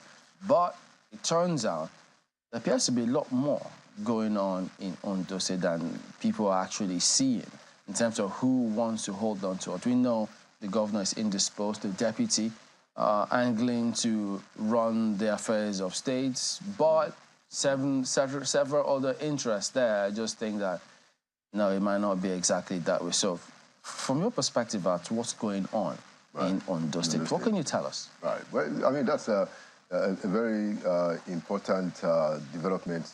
Basically, I think that what is the most important factor that should guide this is the public interest. So governance in Ondo State has to be, obviously activated properly. I mean, there ought to be a clear structure of who is in charge in Ondo State. And I think, for me, that is the most important thing. So the governor apparently is incapacitated. I think he's been out of the country for a number of times, and then, he's back in Ibadan trying to convalesce and, trying to see what he can do. So that is the overriding interest. Now, having said that, I think many of the commentaries that I have, or some of the commentaries that I have followed, doesn't seem to also give the governor some credit.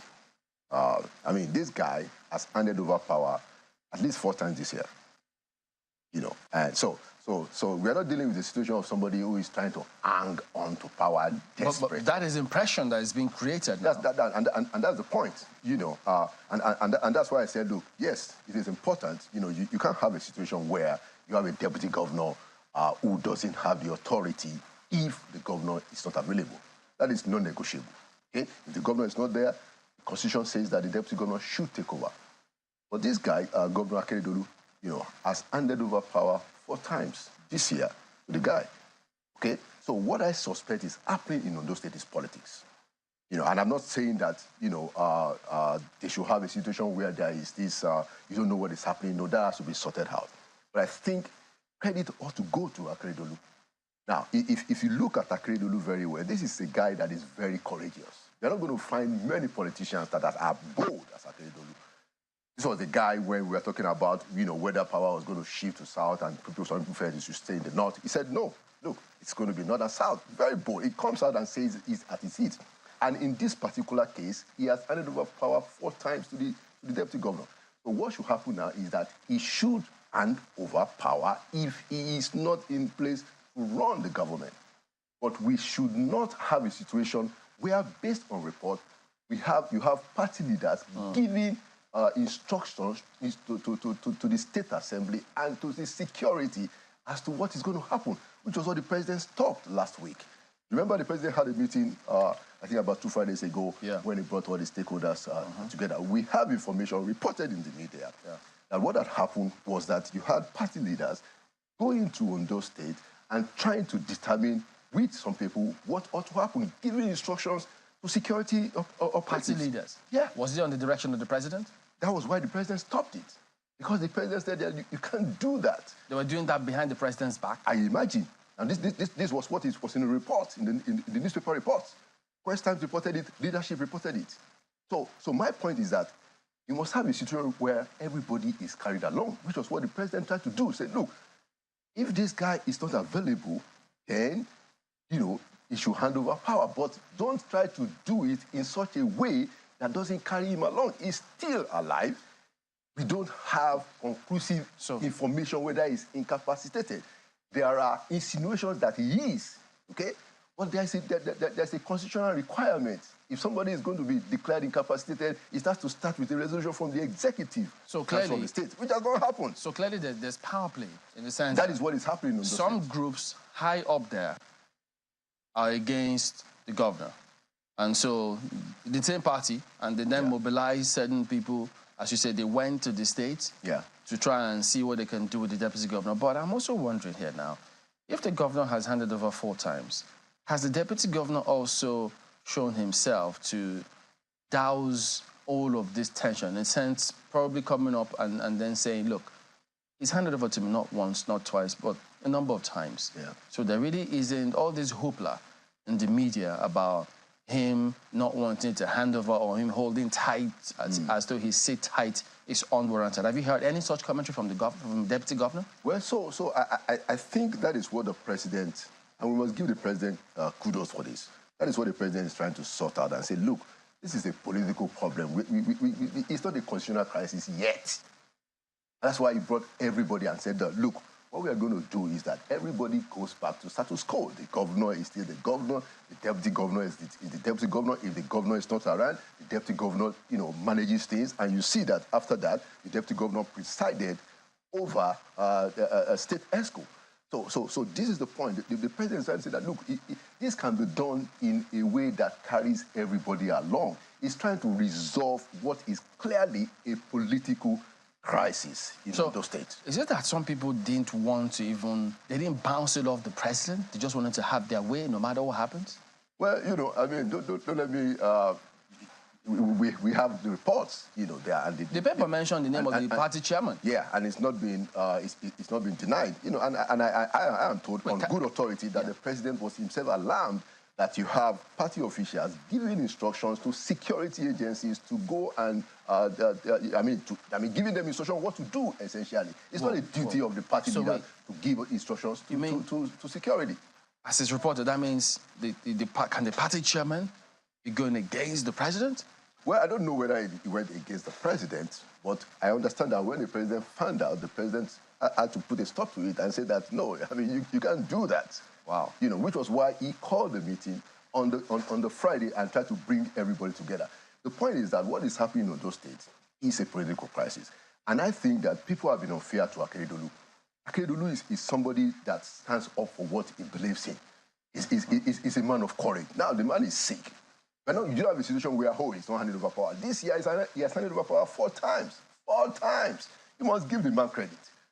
But there is a political problem. Some people think that the deputy governor, has fallen out and they want to get him out. And, so that is what has to be sorted. Is it about falling out? Is there an issue between the governor and the deputy governor? I don't know. What I'm saying is that clearly what you have is you have some people who don't want the deputy governor to basically... So in fact, what we hear, and speak to this if he's right, because some say, look, this deputy governor was speaking about, he wasn't there from the get-go.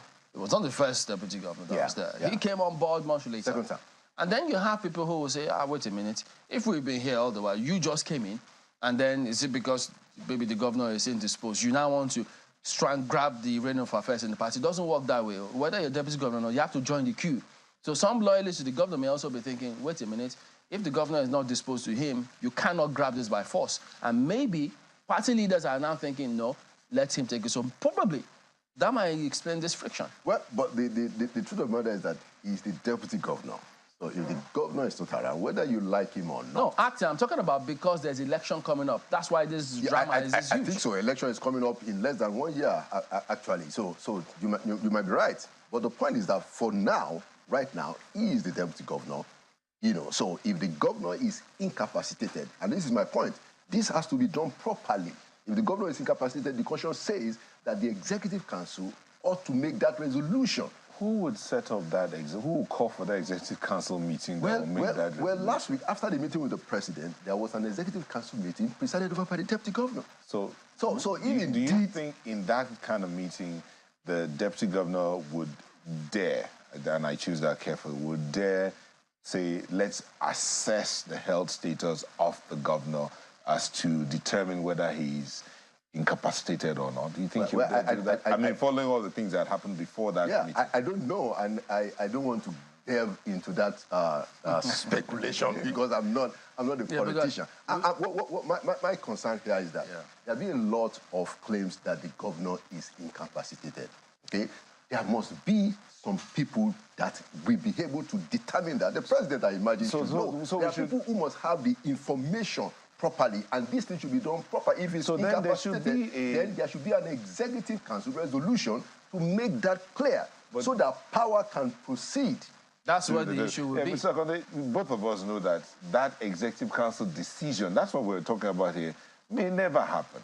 So does it not imply that we need to go back to the Constitution, to the National Assembly, and see how that can be amended to determine or set up an independent body, so to speak, that would, from the outside, look in. Independent body? Well, I think that would be extrajudicial. No, I mean, from the Constitution. But do you think there would ever be that kind of situation? Well, I think that there are quite a lot of things in our Constitution that needs to be looked at again. And there's no... this could be one of the things that you want to look at in terms of, what happens when the president is away. We have a lot of situations where the president traveled, and handed over power. There are times when he traveled, he didn't hand over power, and so you have all those kind of, situations that it's not very quite clear what's going to happen. So I think, yes, a clearer picture can be set in the review of the Constitution. There are very, very many questions on this one, but I'm going to go to Lagos because it's just coming in as you speak. Yeah. Let's go to Ayo and Buki.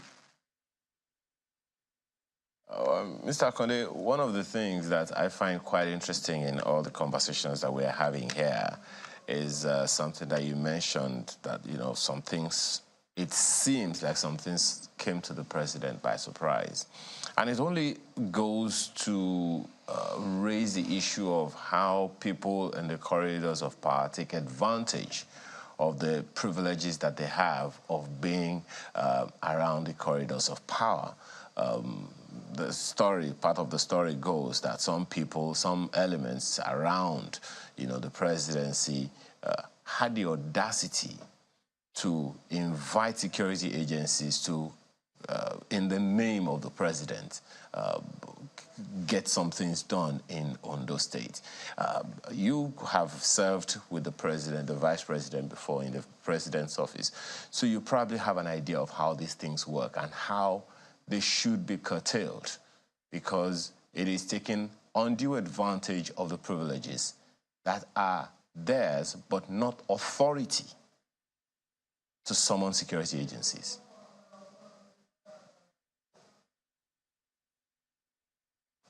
Didn't get that very well. You know, so you're right. It is certainly an undue advantage to do that, and I'm not really. I don't think it is a new thing. I think because of the informality of the demonstration of power in Nigeria's political history, you find a lot of the people in the corridor, swaying many.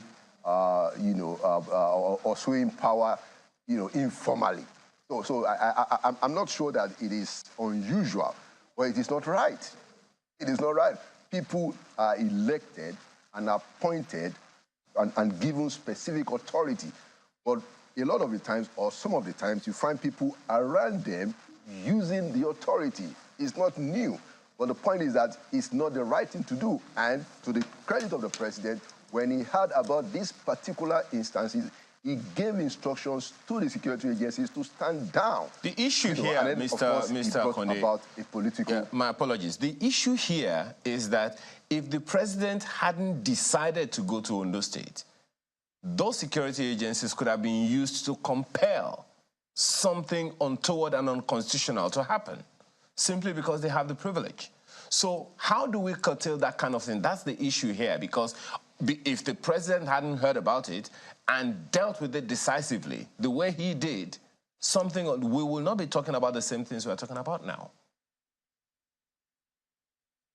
Yeah, and I think that there are quite a number of other underlying issues, which are essentially speculative, but is the nature of politics. There are those, and this is theory, there are those who say that Akeredolu is being targeted by some of those party interests because of his pro-Southwest views of the past. You remember that when there was a lot of insecurity in the Southwest, Akeredolu was the one that rallied, all the other governors to start the Southwest regional security outfit. I think, following that theory, I think he had quite a few enemies because of that. Like I said, these are speculative, but these are some of the underlying currents that might explain some of the extent to which some of the party leaders have gone in trying to solve the problem. I don't think it is an entirely bad thing to try to bring a political solution, but to have gone to the extent of issuing out instructions without proper legitimate authority, I think that is what is a problem here. And we must commend the fact that this was sufficiently terminated before too long. Well, I doubt that the matter has been resolved sufficiently, Mr. Konde, because there's so many ways to look at this. The president had intervened, and we thought that, that would resolve the Ondo political impasse, and we heard that even the impeachment notice on the deputy governor had been withdrawn. But here we are back again having this same conversation about who really is in charge in Ondo State.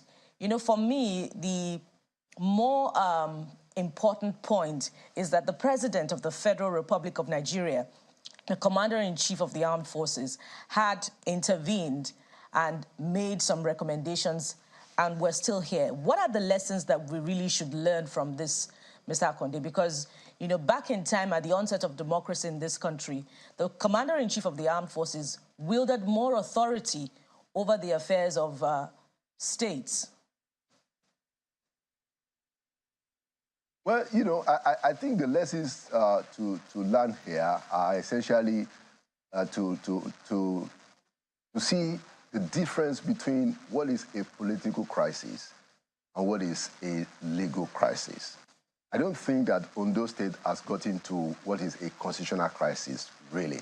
But there is a political crisis. There are people, just like Timberlake noted, there are people who don't like the deputy governor, who don't want him to possibly be the next candidate, and they felt that if he were to get the powers of acting governor now, that might lead to him getting the slot.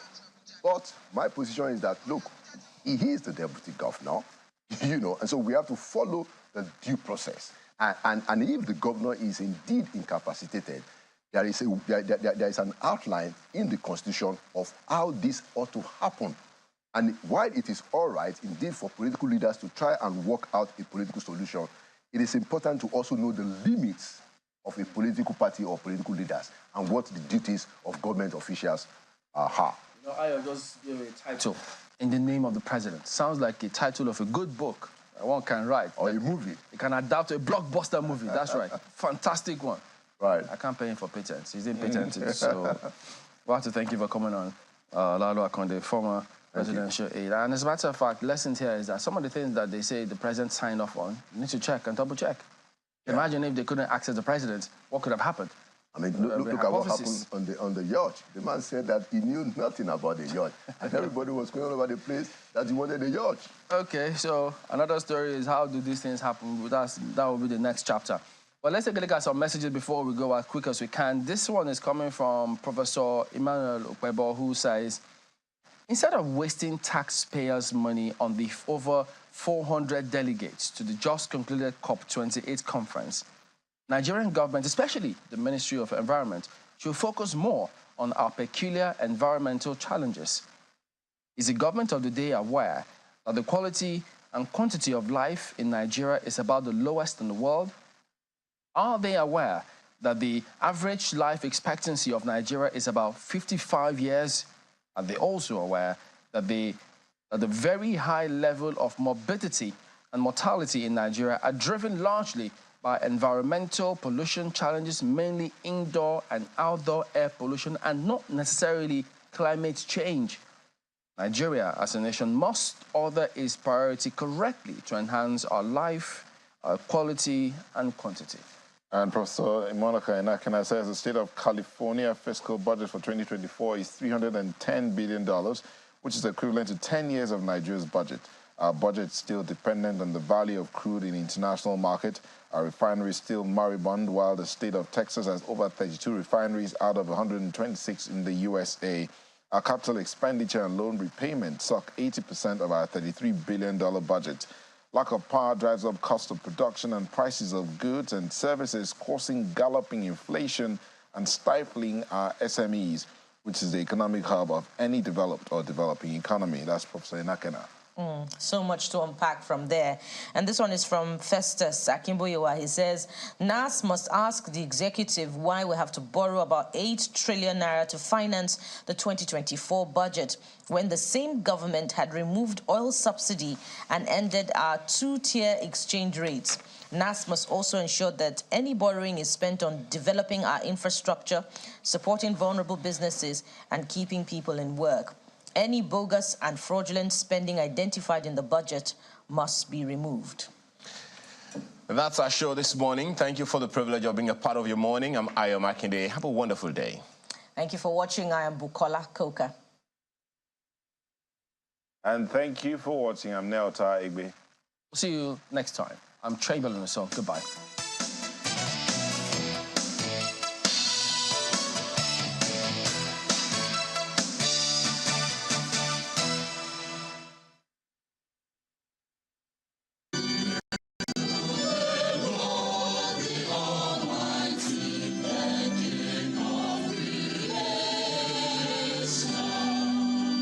One. Wow! The citadel of morality, learning and academic excellence, and the oldest college in Igbo land, and indeed the southeast of Nigeria, Methodist College Uzuakoli, announces the celebration of 100 years of a modest doorway passed by thousands of worthy human beings. Whoa, this is great. The college invites you to be part of the Centennial Festival and discover how 1923 was the start of something new.